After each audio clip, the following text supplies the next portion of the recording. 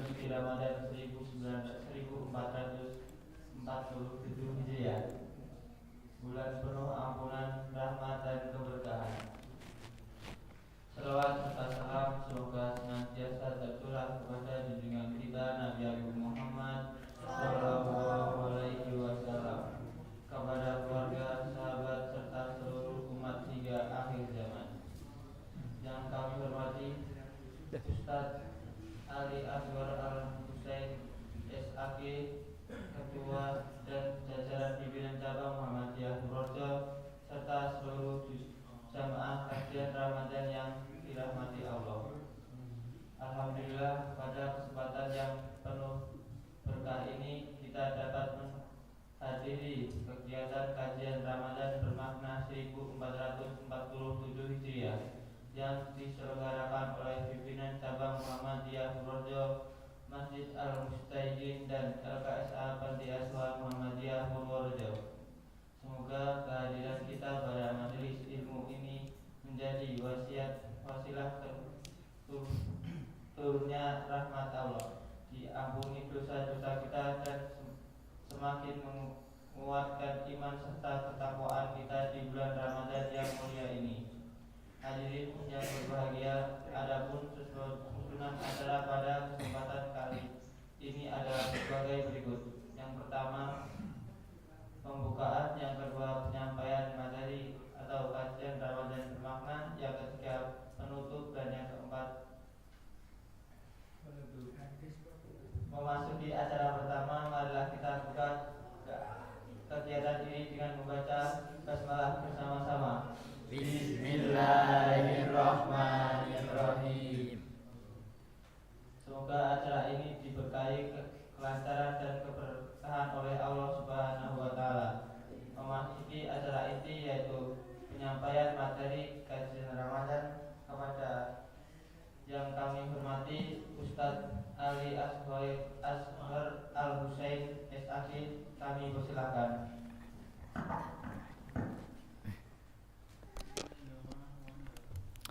A'udzubillahi minasyaitonirrajim. Bismillahirrahmanirrahim. Subhanaka la ilma lana illa ma 'allamtana innaka antal alimul hakim. Assalamualaikum warahmatullahi wabarakatuh. Alhamdulillahi bari'in nasam wa khaliqil lawhi wal qalam. Ahmaduhu subhanahu wa ta'ala wa ashkuruhu ala ma asda wa an'am. Wa asyhadu an la ilaha illallah wahdahu la syarikalah al-hadi ila sabilil aqwam. Allahumma sholli wa sallim wa barik ala nabiyyina Muhammad sallallahu alaihi wasallam. May yuti'illaha wa rasulahu faqad rasyada wa may ya'sihima faqad dhalla dhalalan mubina. Amma ba'du. Alhamdulillah, yang pertama mari kita selalu bersyukur pada Allah atas segala nikmatnya. Kita masih diberikan istiqomah untuk menghadiri majelis ilmu ini. Mari kita ucapkan tahmid bersama-sama. Alhamdulillahirabbil alamin.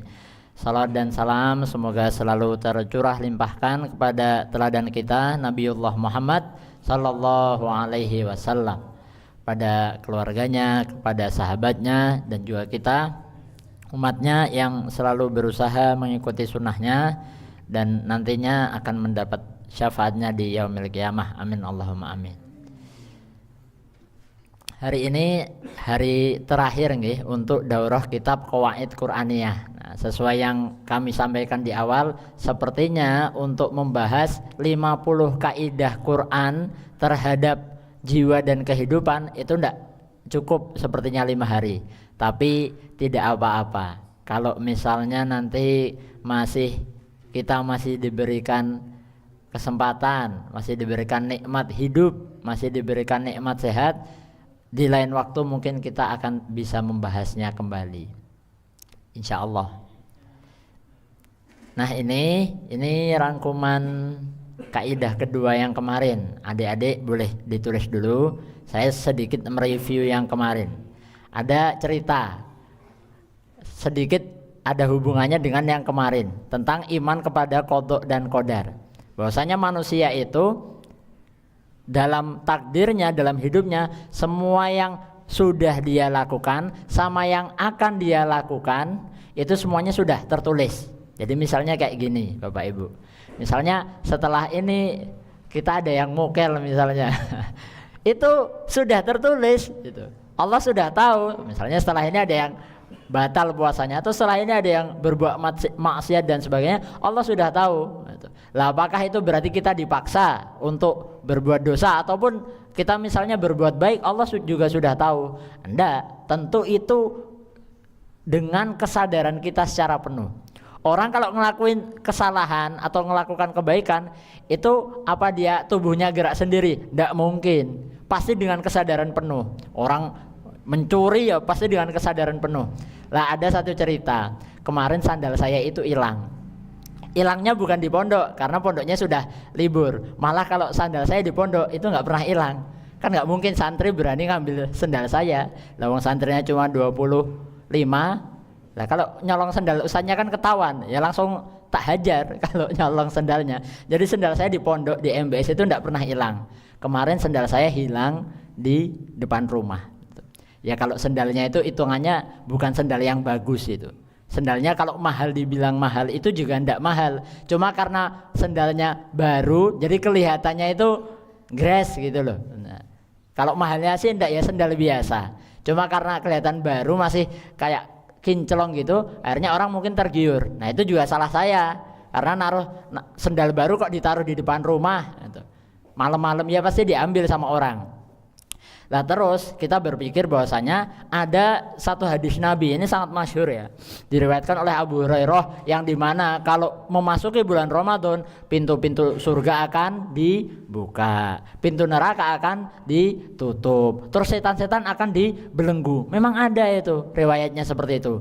Nah kita berpikir kembali, kalau misalnya setan itu dibelenggu, kenapa di bulan Ramadan masih ada yang berbuat maksiat, ya masih ada yang mencuri kayak tadi. Itu masih mending ya, mencurinya cuma mencuri sendal, itu masih mending Bapak Ibu. Lah yang korupsi di bulan Ramadan ada nggak?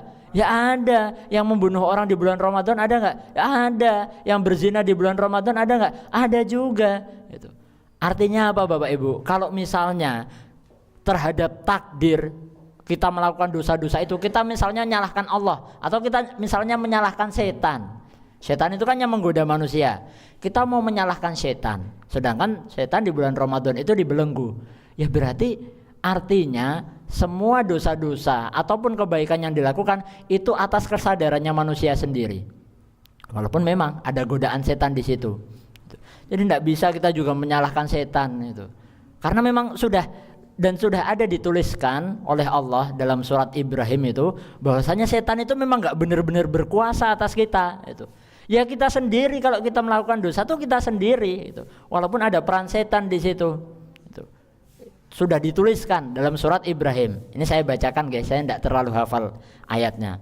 Surat Ibrahim ayat 22. Jadi ada satu kisah yang sangat mengharukan. Nanti ketika para manusia itu sudah dihisab, sudah ditempatkan, ini di surga, yang ini di neraka. Sudah, pokoknya sudah selesai itu. Yang di surga ya sudah di surga, yang di neraka di neraka. Ada satu kisah ahli neraka ketika mereka sudah masuk ke neraka semuanya, itu ada satu kisah yang sangat mengharukan. Ketika orang-orang ahli neraka bersama setan itu berkumpul. Dalam ayatnya Allah berfirman seperti ini. Ini nanti wallahu a'lam ya, karena ini firman-Nya Allah, nanti bagaimana wujudnya ya hanya Allah yang tahu karena ini belum terjadi. A'udzubillahi minasyaitonirrajim. Wa qala syaitanu lamma qudiyal amru innallaha wa'adakum wa'dal haqqi wa wa'adtukum fa akhlaftukum wa ma kana li 'alaikum min sultanin illa an da'autukum fastajabtum li fala talumuni walumu anfusakum ma ana bimusrihikum wa antum bimusrihi inni kafartu bima asyraktumuni min qabl innadz zalimina lahum adzabun alim. Saya artikan guys. Wa qala syaitanu lamma qudiyal amru, ketika perkara itu sudah ditetapkan, yang di surga ya di surga, yang di neraka ya di neraka, setan itu berdiri di atas mimbar. Ya mimbarnya nggak tahu gimana. Pokoknya dia berdiri di atas mimbar neraka, berpidato kepada ahli neraka. Kan pemimpinnya setan gitu, ahli neraka itu. Setan dan iblis itu. Setan ketika orang-orang sudah masuk neraka ini berpidato, dia naik ke mimbar berpidato depan ahli neraka. Alhamdulillah, semoga kita enggak dengar pidatonya setan nanti nggih. Terus dia berkata seperti ini kepada ahli neraka.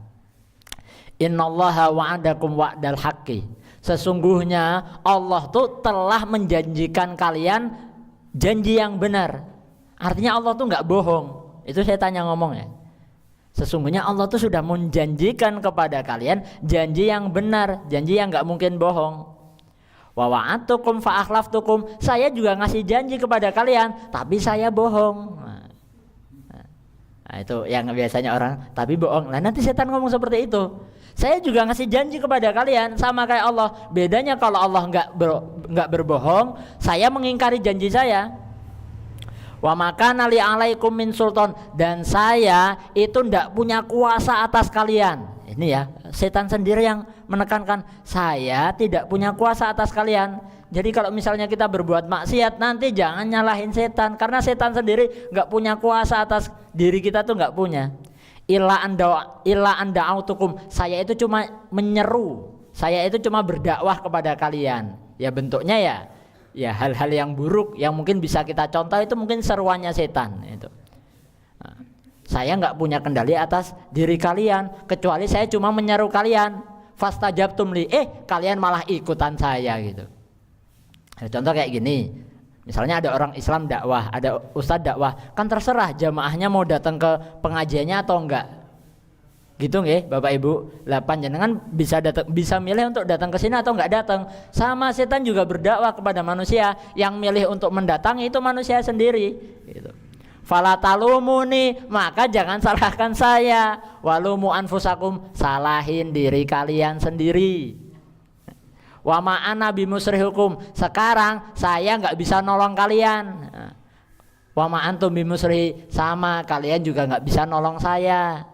Inni kafartu bima asyroktumuni min qabl, sesungguhnya aku itu telah kufur, aku itu telah ingkar kepada zat yang kamu sekutukan. Siapa? Allah. Saya ini udah ingkar sama zat yang kamu sekutukan denganku. Siapa? Yaitu Allah. Innal dzalimina lahum adzabun alim. Sesungguhnya orang-orang yang zalim baginya azab yang pedih. Setelah itu, wah, para penghuni neraka itu menangis sejadi-jadinya. Kenapa? Ya mereka baru sadar ternyata yang pidato itu, yang dulu ngajak itu ya ternyata dia bohong sendiri, dan itu setan mengakuinya sendiri. Naudzubillah nggih. Jadi takdir itu, ya takdir itu rahasianya Allah itu. Semua nanti kita masuk surga atau neraka itu Allah sudah tahu. Tapi kan kita nggak dikasih tahu sama Allah. Ya kamu masuk surga besok, kamu masuk neraka. Enggak gitu. Bahkan kita nggak dikasih tahu kita itu matinya kapan. Artinya apa? Artinya kita diberi ruang untuk ikhtiar. Ya kemarin ada cerita sedikit nih tentang orang yang menerima qada dan qadar. Itu kemarin saya dengar katanya orangnya yang jualan kacang itu. Terakhir saya lihat Ramadan 2 tahun lalu di Kutoarjo. Katanya sekarang orangnya ada di Purworejo nggih, Pak? Jualan juga. Masih jualan juga. Loh, berarti benar orang ini itu tidak pernah menyerah dengan qadanya dan selalu mengikhtiarkan qadarnya. Nah, ini yang kemarin belum dengar ya. Jadi ada Ustadz itu lihat Ramadan 2 tahun lalu, 1445 berarti ya. Itu ada orang ya disabilitas gitulah. Jadi mohon maaf ya, itu lahirnya itu enggak normal seperti antum-antum itu. Jadi bentuk mukanya aja udah enggak seperti orang pada umumnya. Tangannya itu agak bengkok, kakinya juga agak tingklang. Jadi kalau jalan itu enggak normal gitu. Terus orangnya kalau ngomong juga enggak lancar, kan kasihan banget itu. Tapi orang ini itu Ramadan 2 tahun lalu setiap sore Ustaz lihat jam 4 itu di kuliner Kutoarjo itu ya, yang jalan dari perempatan SD Muhammadiyah sampai pertigaan SMA Muhammadiyah, itu setiap jam 4 dia itu bolak-balik bolak-balik ngapain? Jualan kacang. Yang lainnya jualan pakai lapak, pakai gerobak, bisa enak santai di gerobaknya. Dia nggak punya gerobak, dia aja nggak tahu punya rumah atau enggak. Dia cuma jalan gitu bawa kacang itu 1 ikat gitu. Tapi setiap ustadz lewat situ udah deket-deket maghrib itu habis nak itu. Habis, padahal dia ngomongnya nggak tahu jualan kacangnya itu ya ngomongnya nggak jelas gitu nak itu. Tapi habis gitu. Artinya apa? Artinya keadaannya yang mungkin nggak seberuntung kita itu dia terima. Tapi yang dia bisa lakukan, ya jalannya sambil dingklang-dingklang, ngomongnya nggak jelas, itu tetap jualan dia. Di samping saat ini banyak orang yang, mohon maaf ya, lulus sarjana, sudah punya gelar, tapi nggak mau kerja, nganggur. Itu orang yang seperti itu masih mau mengusahakan itu, menerima kodoknya, ya sudah ridho lah, sudah berdamai dengan takdirnya, sama masih ikhtiar juga itu. Lah kalau nggak kayak gitu ya mungkin dia nggak makan gitu. Nah kita harus mencontoh yang seperti ini. Ada satu kisah juga dari Ibrahim bin Adham yang kemarin pernah saya ceritakan juga. Ini ceritanya juga tentang seseorang yang menerima kodoknya. Modelnya kayak tadi yang mas-mas tadi saya ceritakan tadi. Jadi Ibrahim bin Adham suatu hari itu pernah berjalan di jalan gitulah. Terus dia melihat orang yang nggak normal juga, mohon maaf ya, nggak normal. Jadi kalau dalam riwayat-riwayat dalam kitab-kitab ulama itu disebutkan orang ini yang dilihat sama Ibrahim bin Adham itu maqtu'ut tarafain. Maqtu'ut tarafain itu artinya dua ujung anggota tubuhnya itu terpotong atau nggak ada. Nah, sekarang saya tanya, ujung anggota tubuh yang paling atas apa? Tangan ya, bukan kepala. Kalau kepalanya kepotong ya buntung, mati. Nah, tangan, berarti dia nggak punya tangan, tangannya buntung, nih nggak punya tangan. Terus kalau ujung bawah anggota tubuh apa? Nah, kakinya juga buntung, berarti dia nggak punya tangan, nggak punya kaki, sudah buntung sejak lahir. Itu yang pertama. Terus yang kedua, dilihatlah di kulitnya itu, dilihat sama Ibrahim bin Adham, itu ada kayak penyakit kulit, itu. Namanya judam. Judam itu artinya lepra. Nah, Ustaz nggak tahu lepra itu seperti apa, tapi itu semacam penyakit kulit lah. Ya kayak korengan tapi lebih parah lagi. Dan mungkin dulu karena dunia medis itu belum modern, jadi mungkin belum ada obatnya. Nah, kalau sekarang anak-anak pondok itu kan, biasanya ada penyakit korengan. Nah, itu. Katanya belum afdol jadi anak pondok kalau belum korengan gitu. Padahal alasan aja, padahal dia aja yang kemproh gitu. Nah, dulu saya juga sama itu. Pertama masuk pondok itu belum bisa nyuci, belum bisa beres-beres baju sendiri, ya korengan gitu nak itu. Ya Allah itu. Sampai kelas 2 Ustaz masih korengan itu. Tapi ya udah mulai tahu caranya nyuci yang bersih ini dan sebagainya. Sudah nggak korengan lagi gitu. Nah, itu penyakitnya apa? Lepra, yes, penyakit kulit gitulah. Kasihan sekali. Terus dilihat lagi sama Ibrahim bin Adham, ternyata si orang ini itu buta, masya Allah. Huwa a'ma, matanya nggak bisa ngelihat. Itu kasihan sekali kan. Sudah nggak punya kaki, nggak punya tangan, kulitnya korengan, terus buta lagi. Kurang apa coba? Ya nggak kurang apa-apa, udah kurang banget itu. Terus ketika lewat, Ibrahim bin Adham itu dengar si orang ini mengatakan sesuatu. Ibrahim bin Adham nggak percaya, ini beneran orangnya ngomong seperti ini. Nah, untuk memastikan dihampirilah orangnya. Dihampiri orangnya itu. Disapa sama Ibrahim bin Adham. Assalamualaikum. Dijawab sama orangnya. Waalaikumsalam ya Ibrahim. Walah, kaget. Apa? Kenapa bisa kaget? Kok tahu namanya itu? Kaget Ibrahim bin Adham. Nyapa assalamualaikum, dijawab waalaikumsalam ya Ibrahim. Waalaikumsalam wahai Ibrahim. Kaget Ibrahim. Kok kamu bisa tahu nama saya? Kayaknya kita belum pernah ketemu. Saya nggak kenal kamu. Kamu juga kayaknya nggak kenal saya. Lah kamu tahu saya dari mana? Dijawablah sama orang tadi itu. Apa jawabannya? Mundu araftullaha ma jahiltu syai'an. Artinya, sejak aku tahu siapa Tuhanku, Allah, aku tidak tahu apapun. Sejak aku tahu siapa Tuhanku, aku tidak tahu apapun. Apa artinya? Aku tidak tahu apapun. Ya aku tahu apapun, termasuk namamu. Kita belum pernah ketemu, saya udah tahu namamu itu. Nah itu mungkin kalau secara logika itu mungkin nggak masuk akal ya. Tapi ada Bapak Ibu orang-orang yang ketika hubungan kedekatannya dengan Allah itu sudah melebihi manusia yang lain, Allah berikan kelebihan lebih dari manusia lain. Ketika dia sudah ma'rifatullah, dia sudah tahu hakikat Tuhannya siapa, mungkin Allah berikan dia pengetahuan yang nggak diberikan kepada manusia biasa. Nah biasanya Bapak Ibu itu memang orang-orang buta itu diberikan kelebihan seperti itu. Kan kita sering menjumpai orang buta tapi feelingnya atau instingnya itu sangat kuat. Lah orang buta itu kan Allah tutup penglihatannya. Kalau bahasanya itu nadhar, ya Ustadz Arya. Nadhar itu kan pandangan fisik ya Ustadz. Nah, nadhornya ditutup sama Allah. Jadi dia nggak bisa ngelihat, yang baik nggak bisa dilihat, yang buruk juga nggak bisa dilihat. Nggak bisa lihat namanya pemandangan, nggak bisa lihat matahari terbit. Dia sudah dunianya gelap. Tapi biasanya orang-orang yang Allah tutup pandangan fisiknya, itu Allah buka mata hatinya. Nah itu namanya basor atau basiroh. Bukan basor ini ya, mentok itu bukan. Nah, kalau itu mentok yang biasanya disembelih buat rica-rica. Allah buka mata hatinya. Lah kadang kita kebalikannya, kita Allah buka pandangannya, tapi karena kita ngelihatnya kadang keseringan ngelihat yang jelek-jelek gitu, apalagi di zaman penuh fitnah ini, akhirnya mata hatinya ditutup gitu. Nah itu seperti itu gambaran orang yang mata hatinya dibuka itu terkadang ma'rifatnya, pengetahuannya mungkin bisa melebihi orang lain, bahkan kepada orang yang tidak dia kenal. Nah, dijawab seperti itu sama ini, kagetlah Ibrahim, ternyata ada orang yang seperti ini ya. Itu.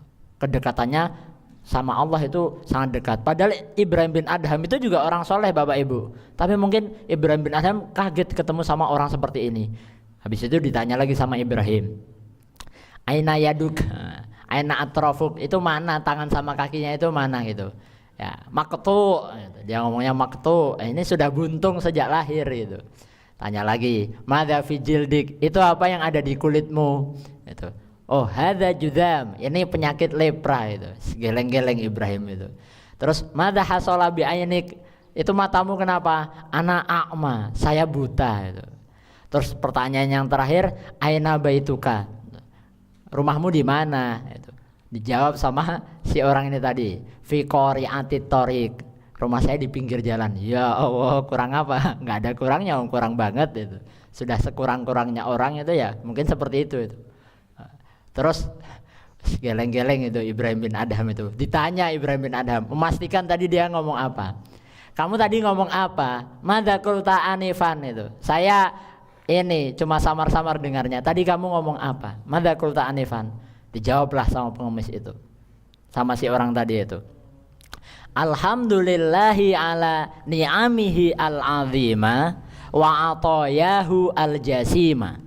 Artinya segala puji bagi Allah atas nikmatnya yang besar dan pemberian-pemberiannya yang agung. Ya kaget lagi Ibrahim. Bentar, nikmat besar mana yang kamu syukuri gitu loh. Dengan keadaan kamu seperti ini, kok kamu bisa ngomong seperti itu? Nikmat yang besar itu yang mana? Yang maksudnya kamu nikmat besar itu yang mana gitu? Apa yang kamu syukuri itu apa itu? Kamu rumah nggak punya, tangan nggak punya, kaki nggak punya, matanya buta, kulitnya korengan, kamu mensyukuri apa gitu? Ditanya sama Ibrahim. Dan Ibrahim orang soleh gitu. Nah, tapi heran ketemu orang yang masih sebegitu bersyukurnya. Dijawab lagi sama orang ini dan jawabannya itu menggetarkan hati Bapak Ibu. Dijawablah, alam yubqini lisanan dzakiron wa qalban syakiron. Bukankah Allah itu masih menyisakan untukku lisan yang bisa berzikir dan hati yang bisa bersyukur. Masya Allah. Jadi ternyata yang disyukuri sama orang itu tadi apa Bapak Ibu? Ternyata yang disyukuri itu dia masih disisakan lisan sama Allah. Kan lisannya nggak bisu ya tadi. Dia cuma buta tapi dia nggak bisu. Yang dia syukuri dia itu masih punya lisan. Mulutnya itu masih bisa berzikir. Itu yang dia syukuri. Walaupun dengan keadaannya seperti itu. Dan yang lebih besar lagi, yang salah satu nikmat yang paling besar apa? Hati yang bisa bersyukur atau hati yang lapang. Nah, artinya orang ini pandai bersyukur. Karena ada orang yang nggak pandai bersyukur, nikmatnya sudah banyak. Ya mungkin nikmatnya nggak sebanyak orang-orang yang kaya, tapi kan keadaannya itu mungkin sudah lebih mending lah daripada orang yang tadi, tapi dia tidak pandai bersyukur. Itu lah orang yang seperti ini itu punya lisan yang masih bisa berzikir aja masih bersyukur, apalagi dia punya hati yang di dalamnya itu masih ada rasa kesyukuran terhadap Allah. Nah ini gambaran orang-orang yang sudah berdamai dengan qada dan qadarnya. Maka kita juga harus seperti itu dalam menerima qada ya. Kita dilahirkan yang laki-laki ya sudah ridho dengan ininya, kodratnya sebagai laki-laki. Yang perempuan juga sudah harus ridho dengan kodratnya sebagai perempuan. Sebagai seorang muslim ya sudah jalankan perintah-perintah Allah, jauhi larangan-larangannya.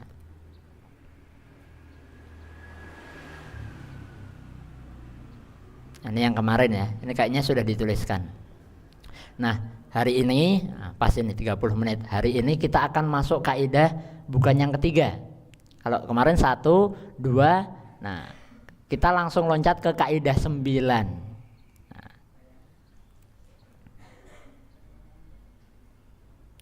Nah, ini kenapa saya loncati? Karena saya melihat, saya mencari kaidah-kaidah yang paling relate, yang paling sering kita temui dalam kehidupan. Bukan yang lain gak penting, tapi yang ini mungkin lebih sering kita jumpai dalam kehidupan.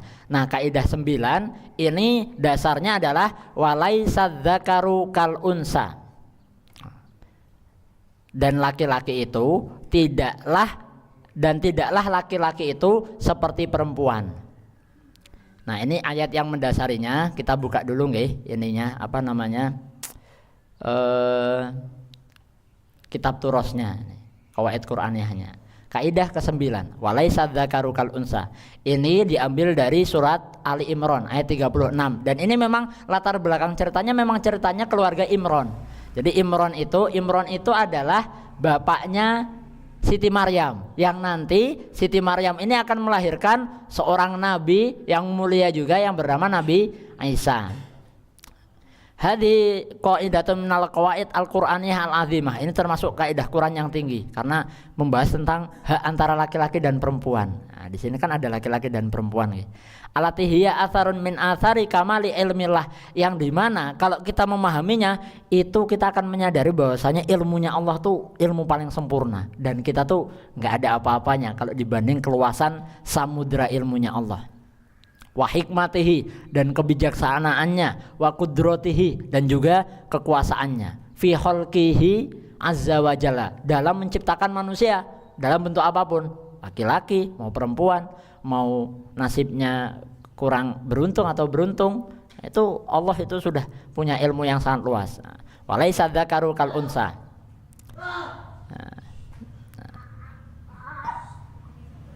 Nah, sebelumnya, ini kisah tentang istrinya Imran ya, kisah tentang istrinya Imran yang nanti akan melahirkan bayi yang saat itu sedang mengandung. Yaqulu ta'ala, jangan bertengkar ini, nggak boleh. Idz qalat imra'atu Imrana rabbi inni nadzartu laka ma fi batni muharraran fataqabbal minni. Nah, saat istrinya Imran ini mengandung, istrinya Imran ini bernadzar. Nadzar itu artinya berjanji, bernadzar kepada Allah. Inni nadzartu laka, ya Allah, wahai Tuhanku, aku bernadzar kepadamu ma fi batni, apa yang ada di dalam perutku, bayi yang sedang aku kandung ini. Nah, dulu belum ada USG ya. Apa namanya kalau buat ngecek itu? USG. Nah, yang buat ngecek oh ini laki-laki perempuan. Nah, itu enggak tahu. Jadi taunya kapan taunya laki-laki perempuan ya pas lahir. Nah, jadi istrinya Imran ini bernadar, ini ya Allah, kalau misalnya yang di dalam perutku itu nanti yang lahir laki-laki, aku bernadar untuk menjadikan anak ini pengabdi Baitul Maqdis, yang akan mengabdi di Baitul Maqdis. Ya modelnya kayak apa ya? Ya takmir masjid gitulah itu. Ini nanti anak laki-laki ini akan saya jadikan pengabdi Baitul Maqdis. Fataqabbal minni, maka terimalah nadarku ini. Innaka antas samiul alim, sesungguhnya engkau maha mendengar lagi maha mengetahui. Falamma wadu'atha, ketika dilahirkan, ketika sudah lahir, qalat robbi inni wadu'tuha unsa, ya Allah, ternyata yang saya lahirkan itu perempuan, bukan laki-laki seperti yang aku janjikan kemarin. Wallahu a'lamu bima wadu'at, dan sesungguhnya Allah lebih tahu apa yang sudah aku lahirkan. Ya Allah sudah tahulah, wong Allah yang bikin, Allah yang menciptakan Siti Maryam itu. Walaisa dzakaru kal unsa, dan yang namanya laki-laki itu tidaklah sama seperti perempuan. Wa inni samaituha Maryam, dan aku menamakannya Maryam. Wa inni u'idzuha bika wa dzurriyyataha minasyaitonir rajim. Dan aku memintakan dia perlindungan kepadamu dan anak-anak keturunannya nanti termasuk Nabi Isa nggih minasyaitonir rajim. Aku memintakan perlindungan untuk dia dan anak-anaknya nanti dari setan yang terkutuk. Nah, ini ada ini ringkasan ceritanya. Nah, nanti Maryam itu sejak kecil juga sudah dikaruniai dengan barokah ya. Karena Maryam itu dididik oleh Nabi Zakaria. Nah, ini juga terusan ayatnya sini itu bahwasanya Maryam di masa kecilnya itu dididik oleh Nabi Zakaria. Yang dimana Maryam itu ketika kecilnya itu ya sudah ini ada di mihrab, sering beribadah di mihrab gitu. Lah ketika Nabi Zakaria itu datang di mihrab itu tiba-tiba sudah ada makanan. Ditanyalah sama Nabi Zakaria, ini makanan dari siapa? Ini makanan dari mana? Ini dari Tuhanku. Jadi Allah itu sudah memuliakan Maryam. Bahkan sebelum mengandung Isa itu sudah dimuliakan. Karena Maryam itu sejak kecilnya itu memang sudah beribadah kepada Allah di bawah pendidikannya Nabi Zakaria. Zakaria itu juga sama. Itu sudah tua, tidak punya anak, lama tidak punya anak, akhirnya juga punya anak itu. Yang ditanya, ini istri saya itu sudah tua, saya sudah tua, apa saya masih bisa punya anak? Nah ternyata masih diberikan anak oleh Allah itu. Nah itu juga gambaran orang yang menerima takdir gitu ya. Nah, misalnya lama tidak punya anak, ya ada hikmahnya di balik itu. Ternyata setelah sekian tahun, belasan tahun, 10 tahun baru punya anak. Nah, itu pasti ada hikmahnya di situ. Nah singkat cerita, anna imro'ata Imron qad nadzarat an yakuna mauluduha al-qadim khadiman li Baitul Maqdis. Tadi dia bernazar bahwasanya yang lahir itu nanti menjadi pengabdi Baitul Maqdis. Falamma wada'at mauludaha qalat ma'dziratan wa laysa dzakaru kal unsa. Waduh ya Allah, tapi ini yang lahir itu perempuan, yang saya nadarkan kan laki-laki. Kalau laki-laki menjadi pengabdi Baitul Maqdis ya wajar, karena laki-laki itu diberikan kekuatan yang lebih. Maksudnya secara fisik itu lebih kuat daripada perempuan. Nah sebenarnya, jadi kalau misalnya dalam tafsir ini disebutkan ini guys, nah ini nih. Wa minal lataif fi targhibi hadhil qaidah anallaha ta'ala qala laisa dzakaru kal unsa. Kan harusnya Maryam ngomongnya kayak gini. Ya Allah, tapi ini perempuan, nggak kayak laki-laki. Tapi kenapa disebutkannya di sini? Tapi laki-laki nggak kayak perempuan. Karena Bapak Ibu sekalian, karena yang diinginkan Maryam pertama itu adalah yang laki-laki. Nah, tapi ternyata yang lahir perempuan. Makanya kata adzakar laki-laki itu didahulukan daripada yang unsa. Itu. Karena aslinya yang dia pinginkan, yang dia impi-impikan itu laki-laki. Nah, makanya didahulukan dalam ayatnya ini dzakar kal unsa. Lianna qudrata dzakar ala khidmati Baitul Maqdis wal qiyam bi aba'i dzalika aktsara minal unsa allati jabahalah Allah taala ala du'fi al badani. Ini mohon maaf ya. Jadi kenapa kalau laki-laki itu dinadarkan untuk mengabdi Baitul Maqdis? Ya tentu karena mereka itu punya kekuatan yang lebih daripada perempuan.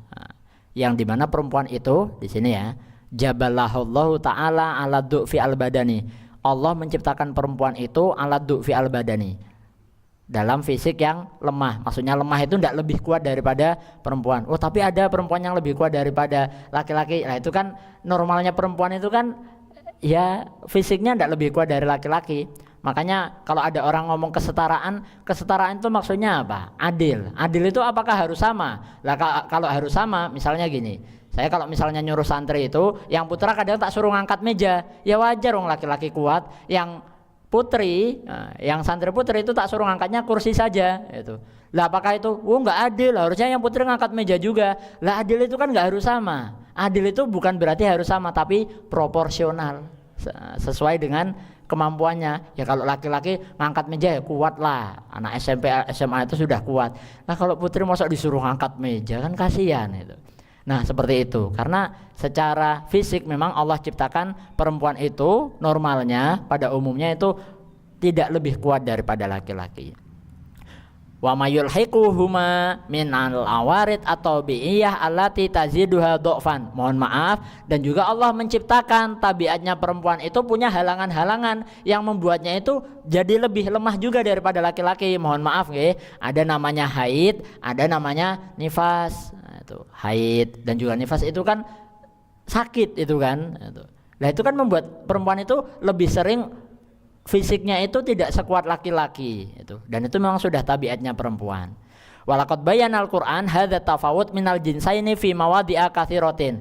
Dan beberapa perbedaan antara laki-laki perempuan secara kekuatan fisik itu memang sudah dijelaskan oleh Allah. Contoh, ar-rijalu qawwamuna 'alan nisa bima faddalallahu ba'duhum 'ala ba'din. Seorang laki-laki, para laki-laki itu adalah pemimpinnya perempuan. Bima faddalallahu ba'duhum, dengan kelebihan yang Allah berikan kepada laki-laki yang tidak diberikan kepada perempuan. Walirijali 'alaihinna darajah, dan orang laki-laki, para laki-laki itu punya satu derajat kedudukan yang lebih tinggi di atas perempuan, yaitu tadi contohnya dalam kekuatan. Terus yang ayat lain, awaman yunasya'u fil hilyati wa huwa fil khisami ghairu mubin. Nah ini perempuan itu, mohon maaf nggih, itu diciptakan oleh Allah itu sebagai azinah, bukan zina nggih, azinah pakai tak marbutoh. Azinah itu artinya perhiasan, sesuatu yang indah, sesuatu yang menghiasi. Dan memang sudah dikatakan dalam firman-Nya Allah, awaman yunasya'u fil hilyati, bukankah orang-orang yang diciptakan untuk hilyah, keindahan, wa huwa fil khisami ghairu mubin, kalau orang diciptakan dengan keindahan, lemah lembut, itu mesti kalau misalnya masalah perang, berdebat yang keras-keras, mesti enggak jago. Nah makanya yang disuruh untuk berjihad oleh Rasulullah itu yang laki-laki apa perempuan? Ya yang laki-laki, karena perempuan itu sebagai perhiasan, yang lemah lembut. Kalau disuruh yang kayak debat, perang, teriak-teriak itu, apakah cocok? Ya nggak cocok itu, karena perempuan itu memang diciptakan tunsya'u fil hilyah, diciptakan untuk sesuatu yang manis, keindahan, terus perhiasan. Mohon maaf ya, kan ada namanya, biasanya ada yang namanya hilya ya. Kalau perempuan ada yang namanya hilya, tapi kalau laki-laki kayaknya nggak ada yang namanya hilya, karena memang hilyah itu memang fitrahnya perempuan. Lah untuk apa perempuan itu diciptakan dengan keindahan seperti itu? Nah ini, litajburo bidzalika naksuha al-khalqi, untuk menambal, untuk melengkapi kekurangannya tadi. Apa kekurangannya? Kekurangannya lemah itu. Tapi kelebihannya apa? Ya kelebihannya dari kelemahannya itu. Ini saya analogikan. Inna ba'dama jabalallahu alaihi al-unsa huwa na'ul kamal fi haqqiha. Ini saya tampilkan dalam slide, gambarnya seperti ini.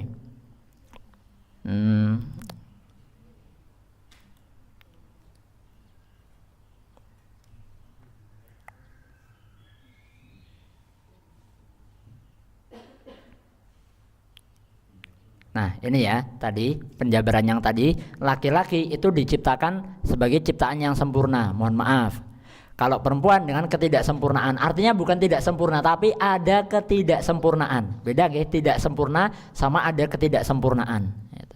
Ya, ketidaksempurnaannya dalam kekuatan, dalam kegagahan dan sebagainya. Terus yang kedua, laki-laki memiliki kekuatan alami. Yang normal, manusia yang normal terlahir sebagai laki-laki ya kekuatannya tentu alami, dia kuat secara fisik. Dan perempuan juga sama, dia punya kelemahan alami, punya halangan-halangan yang membuat dia itu lemah. Pertama karena dia sendiri itu perempuan. Kedua karena dia menghadapi harus hamil, harus nifas melahirkan, harus haid tiap bulannya, itu juga yang membuat dia lemah. Terus laki-laki itu diciptakan dengan kemuliaan. Makanya kebanyakan pemimpin, khalifah, nabi-nabi itu semuanya apa? Ya laki-laki nggih, mohon maaf, bukan untuk mendiskriminasi perempuan, tapi yang memang sempurna untuk menjadi seorang pemimpin itu memang laki-laki. Makanya diciptakan dengan segala kemuliaan dan keindahan. Gagah, bisa memimpin, bisa mengatur umat, yaitu laki-laki. Nabi juga semuanya laki-laki gitu. Kalau nabi harusnya jangan laki-laki, nanti nggak adil. Lah terus nabi gendernya mau apa? Nggak laki-laki nggak perempuan, bingung. Padahal nabi itu manusia, ya manusia ya harus ngikut aturannya Allah. Kalau nggak dia laki-laki, perempuan. Nah, kalau nabi nggak ada gendernya ya dia bukan manusia namanya gitu. Lah yang ketiga ini perempuan tercipta sebagai perhiasan. Nah ini kan banyak yang tidak sempurna tadi ya, yang perempuan. Kalau laki-laki kan yang 3 poin itu sempurna semuanya. Tapi Allah menciptakan ketidaksempurnaannya perempuan itu malah adalah kesempurnaan. Jadi ketidaksempurnaannya perempuan adalah kesempurnaannya. Saya kasih analogi nggih. Ini kasus di pondok. Misalnya di MBS itu kan santrinya putra sama putri. Berarti ada ustadz sama ustadzah juga. Saya kalau nyuruh misalnya anak-anak rambutnya sudah panjang nih. Ustadz nyuruh cukur mereka itu. Tak suruh cukur dengan nada biasa misalnya. Ini kamu rambutnya sudah pada panjang, besok cukur ya. Besok ustadz tunggu semuanya harus cukur. Ternyata yang terjadi besok apa? Pada belum cukur. Saya ngomongnya padahal biasa gitu. Terus besoknya lagi, besok yang belum cukur baca Quran berdiri sampai rambut kamu rapi. Wah, baru cukur semuanya. Itu. Lah, kodratnya laki-laki seperti itu, harus ketegasan. Lah tadi Ustadz ngomongnya apa? Yang pertama Ustadz ngomongnya biasa. Yang kedua Ustadz ngomongnya dengan ketegasan gitu ya, dengan kodratnya laki-laki. Besok yang nggak cukur baca Quran sambil berdiri sampai rambutnya rapi. Pada cukur. Tapi di satu sisi ketika ada sama ustadzah yang mengingatkan santri putra ya bukan putri ya, untuk cukur, rambut kamu kok udah panjang itu. Nah kamu tuh kalau rambutnya pendek itu ganteng nak, cukur dia. Beneran ini.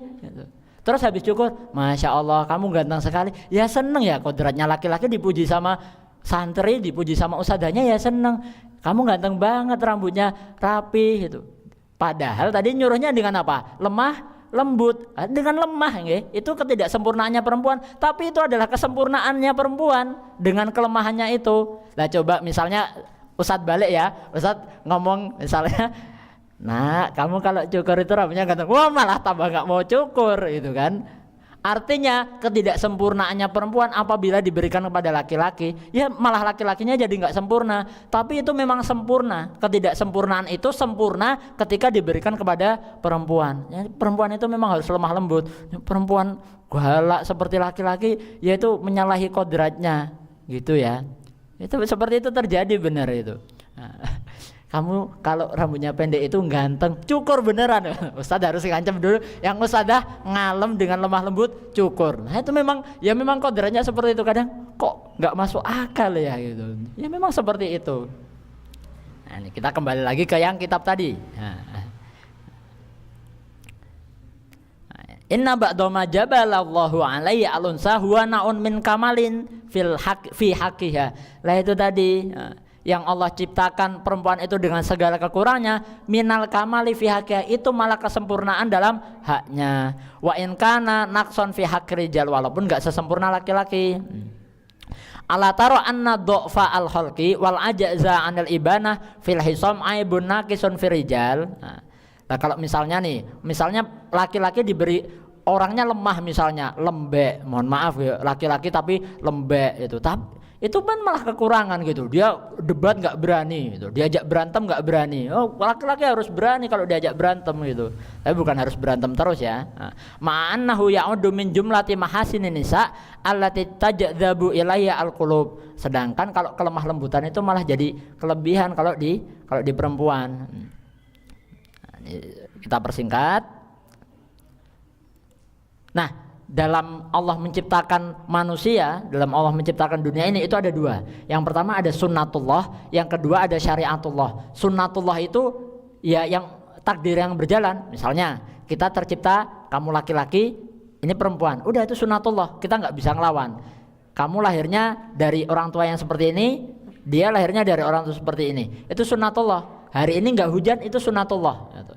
Nah tapi untuk kita menghadapi sunnatullah itu, bagi kita laki-laki atau perempuan, kita muslim, kita waktunya hujan atau enggak, ini sholatnya bagaimana, itu ada namanya syariatullah. Jadi syariatullah itu untuk mengatur jalannya sunnatullah. Nah termasuk dalam masalah gender ya, laki-laki perempuan. Lah syariatnya Allah ini enggak pernah menyamakan sesuatu yang beda. Artinya kalau laki-laki perempuan itu emang sudah tercipta berbeda, udah nggak mungkin disama-samakan sama Allah. Emang haknya beda itu.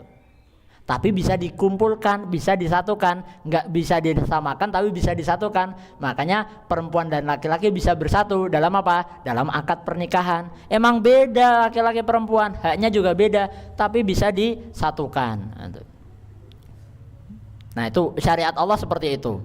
Maka Nabi itu melaknat guys dalam hadisnya ini, fa innan nabi la'ana al mutasyabbihina minar rijal bin nisa wal mutasyabbihatu minan nisa birijal. Maka karena itu memang sudah jelas beda, Nabi melaknat orang-orang laki-laki yang berpenampilan atau berperilaku seperti perempuan. Kebalikannya, Nabi juga melaknat perempuan yang berperilaku sebagai laki-laki. Jadi normanya laki-laki ya sudah sangar, tegas, keren, gagah. Perempuan udah jangan sangar-sangar. Kalau perempuan itu ya sudah lemah lembut, normal. Jangan terlalu sangar. Kalau sangar itu nanti malah orang jadi takut itu. Itu enggak boleh, Nabi sendiri yang melaknat itu. Jadi enggak boleh ya perempuan menyerupai laki-laki atau laki-laki menyerupai perempuan, karena kodratnya sudah beda. Jangan disamakan, tapi bisa disatukan. Apa? Ya nanti kalau yang sudah adik-adik ini kalau sudah cukup umur, sudah kerja, nanti bisa menikah gitu ketika cocok, ketika ideologinya sama, ketika ininya juga sama pemahamannya. Nah, ada beberapa hak yang Allah bagi dalam laki-laki dan perempuan. Yang pertama, ini ada dua nggih, yang di sini dibahas hanya dua. Yang pertama ada hak dalam warisan. Yang kedua hak dalam kesaksian. Sama Bapak Ibu. Ini saya kembalikan lagi ke slide. Nah, ini. Nah, perbedaan hak laki-laki dan perempuan dalam syariat. Yang pertama ada perbedaan hak warisan. Ini gampangnya kalau orang Jawa itu nyebutnya kayak gini. Nek perempuan sak gendong, laki-laki sak sepikul. Artinya apa? Artinya laki-laki ketika mendapatkan warisan itu 2 kalinya haknya perempuan itu.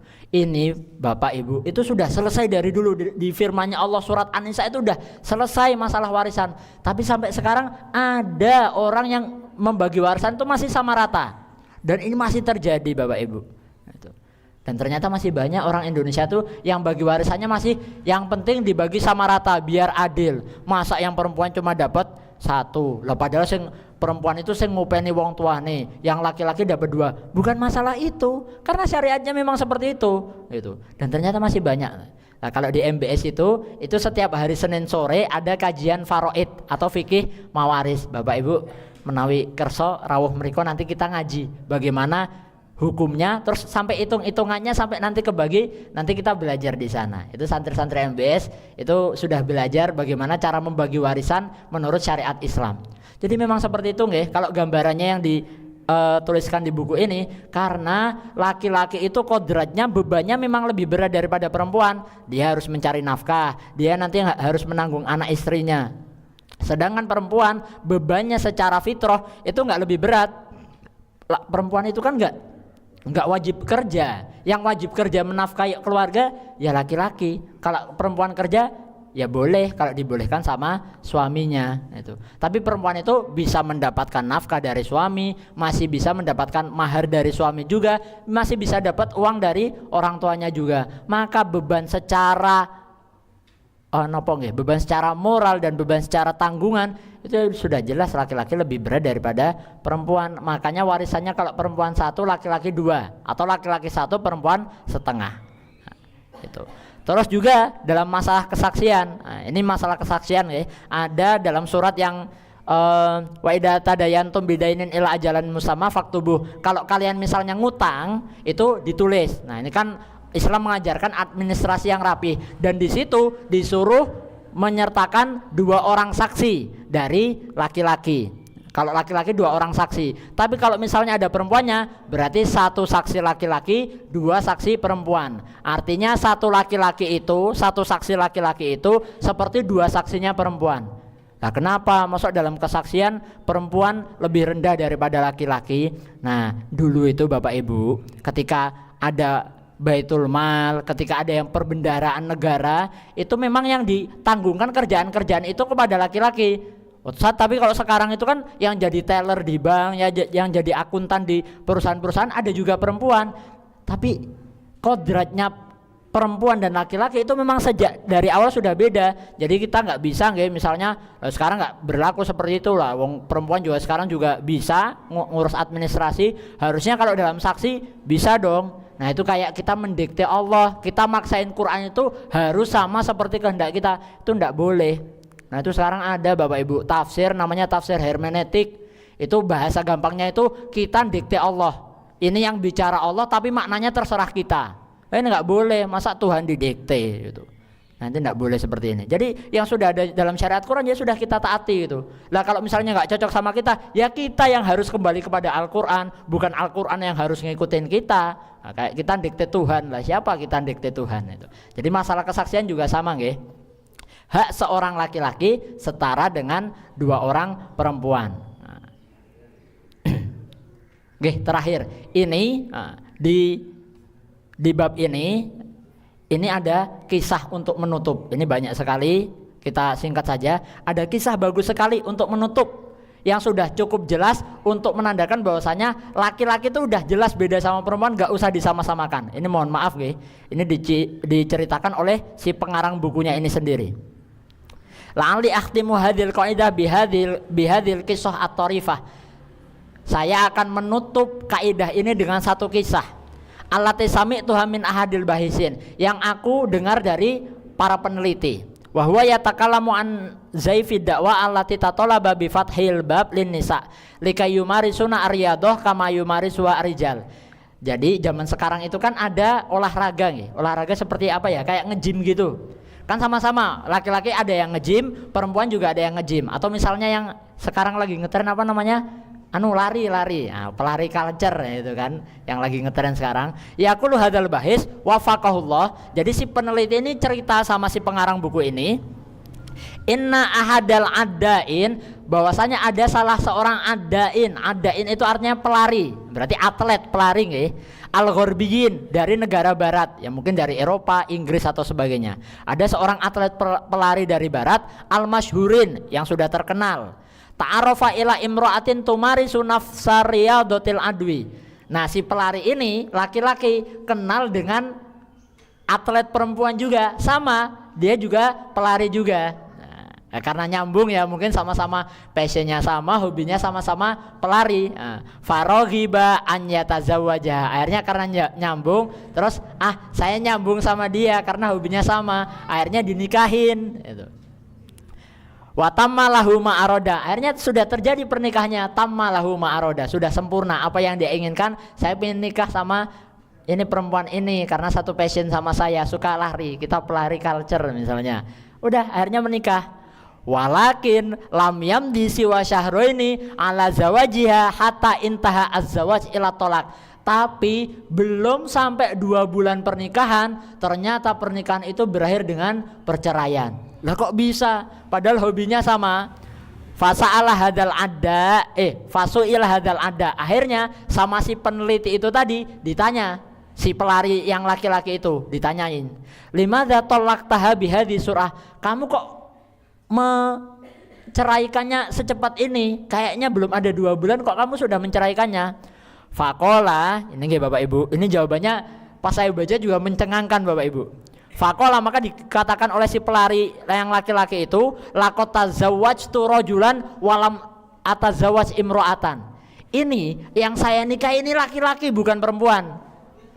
Maksudnya dia asli perempuan ya, tapi dia ngomongnya ini yang saya nikahin itu perempuan tapi kodratnya kayak laki-laki, bukan kayak perempuan. Lah maksudnya seperti apa? Fi isyaratin minhu ilal kiswah fit tamarin. Bagaimana cara dia berlatih?